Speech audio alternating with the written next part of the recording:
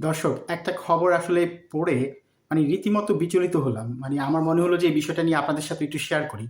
আমি আসলে সমাজবিজ্ঞানের ছাত্র এবং শিক্ষক হিসেবে আপনাদেরকে বিষয়টা আমি আসলে মনে হয়েছে যে আপনাদের সাথে আমার একটু শেয়ার করা উচিত। তাহলে হয়তোবা এক ধরনের বার্তা যাবে। সেটা হচ্ছে যে কি, খবরের শিরোনামটা আপনাদেরকে একটু জাস্ট পড়ে শোনাই। সেটা হচ্ছে লেখা হচ্ছে, "মায়ের জন্য কাঁদছিল শিশুটি, অপহরণকারী ভেবে বাবাকে পেটালো জনতা।"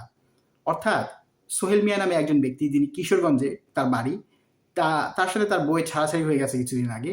এরপর একটা বাচ্চা তার বাবার কাছেই থেকে যায়। কিন্তু এই বাচ্চাটা মায়ের কাছে যাওয়ার জন্য কান্নাকাটি করছিল।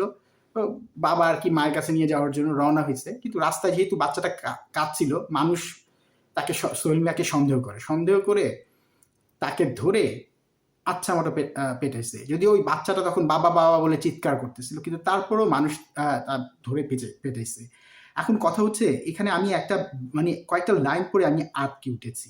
সেই লাইনগুলো হচ্ছে, আমি একটু জাস্ট আপনাদেরকে পড়ে শুনাই, তাহলে আপনারাও বুঝতে পারবেন বিষয়টা হচ্ছে কি। সেটা হচ্ছে, শিশুটির কান্না দেখে স্থানীয় লোকজনের সন্দেহ হয়। পরে অপহরণকারী ভেবে সোহেলকে বেঁধে বেধড়ক পেটানো হয়। এ সময় রাইসা আব্বা আব্বা বলে কান্না করলেও জনরোষ থেকে রক্ষা পাননি সোহেল। এই ভাই আমার কথা শুনুন বলে সোহেল কিন্তু তখন চিৎকার করতে থাকে, কিন্তু কেউ তার কথা শুনে নাই। এরপর সেখানে উপস্থিত যারা আছে তারা যে কথাটা বলছে, সেটা হচ্ছে ঘটনায় সময় যে যারা উপস্থিত ছিল, নাম প্রকাশ না করা সত্ত্বে তারা বলেছে যে, প্রথমত শিশুটি হাউমাউ করে কান্না করছিল, দ্বিতীয়ত শিশুটির বাবা চেহারা দেখে স্বাভাবিক মনে হচ্ছিল না। তারপরে এই জন্য পরিস্থিতি ভিন্ন দিকে মোড় দেয়, সবাই মারতে শুরু করে। এরই মধ্যে লোকজন ভিডিও করে এবং শিশুর অপহরণকারী ধরা শিরোনাম দিয়ে বিভিন্ন ফেসবুক গ্রুপে পোস্ট করতে শুরু করে।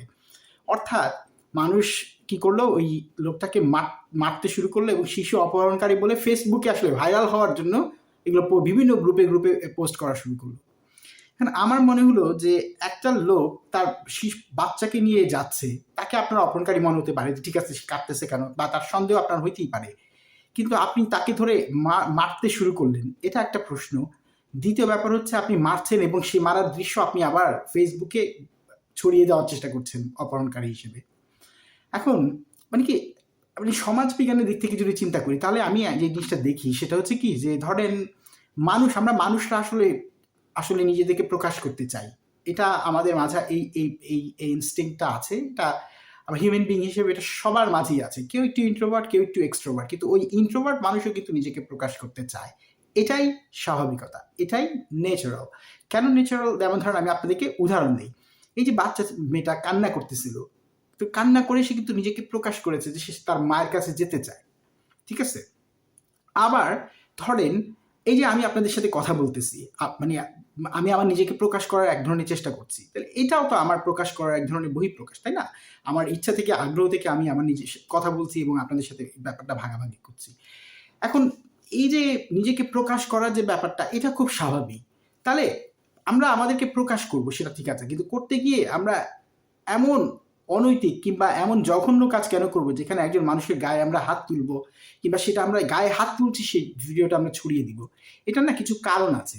কারণ ধরেন, আপনি একজন মানুষকে মারছেন, সে অপরাধী। আপনার তো প্রথম কাজ হচ্ছে তাকে আইনের হাতে তুলে দেওয়া, পুলিশের কাছে দেওয়া। আপনার যদি পুলিশের প্রতি বিশ্বাস নাও থাকে, আপনি তাকে জেরা করেন, তারপর আস্তে ধীরে আপনি যারা ওই এলাকার নেতৃস্থানীয় আছে তাদের সাথে কথা বলেন, তাদের কাছে সুপর্দ করেন, তারা এরপর পুলিশের কাছে যাক। এই একটা ব্যাপার আছে। কিন্তু তারপর আপনি কি করলেন? আপনি নিজেই মারতে শুরু করলেন এবং সে মারার ভিডিও আবার আপনি ফেসবুকে আপলোড করলেন। তো এই যে আপনি নিজেকে কি করলেন, প্রকাশ করার চেষ্টা করলেন। এটা কেন হয় জানেন? কারণ আমাদের সমাজে একটা বিশাল অংশের মানুষ, তারা নিজেদেরকে প্রকাশ করতে পারে না। তাদের প্রকাশ করার কোনো মাধ্যম নাই, তাদের কথা কেউ শুনে না এবং তারা এক ধরনের সমাজ থেকে নিজেদেরকে বিচ্ছিন্ন মনে করে। এই বিচ্ছিন্নতা যখন তৈরি হয়, তখন তারা এই ধরনের অমানবিক কাজ করে। কারণ তারা মনে করে যে এগুলো করেই তাদের মাঝে তারা বোধহয় নিজেদেরকে প্রকাশ করতে পারছে। এই যে নিজেকে প্রকাশ করার মানুষের ইচ্ছা, সেই ইচ্ছাটা তারা করছে হচ্ছে নেগেটিভ ভাবে। অথচ সেটা তারা চাইলে পজিটিভ ভাবেও করতে পারে। কারণ পজিটিভ ভাবে যেহেতু তারা এটা করতে পারছে না, কেউ তাদের কথা শুনে না বা শুনলেও কোনো গুরুত্ব দেয় না, তখন তারা এই ধরনের কাজে লিপ্ত হয়। আমি যখন ভাবছিলাম যে কেন এই একটা বাবাকে এভাবে ধরে মারছে, শিশু পাশে কাঁদতেছে বাবা, বাবা বলে, তারপরেও তাদের কিনা সদয় হলো না যে কি শিশু বাচ্চা তো যখন বাবা বলে ডাকতেছে, তার মানে এটা বাবা। কিন্তু তারা কি করতেছে, মেরে দ্রুত এটা ফেসবুকে দিচ্ছে যাতে করে আমি ভাইরাল হতে পারি। এই যে ভাইরাল হওয়ার একটা নেশা, এই নেশাটা এটা তো আসলে এমনি এমনি হয়নি। মানুষের হিউম্যান ইনস্টিংক্ট হচ্ছে আমি আরেকজনের কাছে পৌঁছাবো বা আমার কথাটা আরেকজন শুনবে। তো সেই জায়গা থেকে মানুষ কি করে? এই ধরনের কাজগুলো করে। আমি মনে করি আমাদের সমাজে যেহেতু একটা বিশাল শ্রেণীর মানুষ, অংশের মানুষের কথা কেউ শুনে না, তাদের কথারও কোনো মূল্য নাই। সে জায়গা থেকে সমাজে এই ধরনের বিচ্যুতিগুলো ঘটে। আপনি যখন সমাজ থেকে বিচ্ছিন্নতা অনুভব করবেন, আপনি যখন সমাজের মূলধারা থেকে বিচ্ছিন্নতা অনুভব করবেন, তখন আপনি এই ধরনের কাজ করতে শুরু করবেন। এটা হচ্ছে সমাজ বৈজ্ঞানিক এক ধরনের ব্যাখ্যা। আরো অনেক ধরনের তাত্ত্বিকভাবে ব্যাখ্যা দেওয়া যায়। দেখেন, আপনি মার্ক্সের ব্যাখ্যা দিতে পারেন, বিভিন্ন রকম ব্যাখ্যা দিতে পারেন। কিন্তু মূল বিষয়টা এই বিচ্ছিন্নতা যখন তৈরি হয়, তখন আপনি এরকম করবেন। এই ধরনের নেগেটিভ কাজ করবেন এবং আপনি কারণ সমাজে বিভিন্ন রকম পক্ষ তো তৈরি হয় এভাবে যখন না বলতে পারা থেকে, যে এরাও হচ্ছে একটা পক্ষ। এজন্য আমি মনে করি আমাদের সমাজটা আমরা যখন বিল্ড করব, আমরা যখন নতুনভাবে সমাজ তৈরি করার কথা বলব, তখন আমাদের এমনভাবে সমাজটা তৈরি করা উচিত যেখানে সবাই কথা বলতে পারে, সকলের মতামত আমরা অন্তত শুনবো। সেই মতামতটা আমরা নিব কিনা সেটা অনেক পরের ব্যাপার। শোনার যেই এক ধরনের কালচার, সেটা কিন্তু আমাদের তৈরি করতে হবে। নাহলে এই ধরনের পরিস্থিতি চলতেই থাকবে বাংলাদেশে। আপনি যত নিয়ম করেন, যতই আইন করেন, আপনি কিন্তু নিয়ম আইন কানুন দিয়ে এগুলো করতে পারবেন। এগুলো সামাজিক সমস্যা। এটাকে সামাজিকভাবেই আপনার মোকাবেলা করতে হবে। সমাজে আসলে সকল শ্রেণী পেশার মানুষ, সে যেই হোক, তার কথা শোনার একটা রেওয়াজ আমাদেরকে চালু করতে হবে।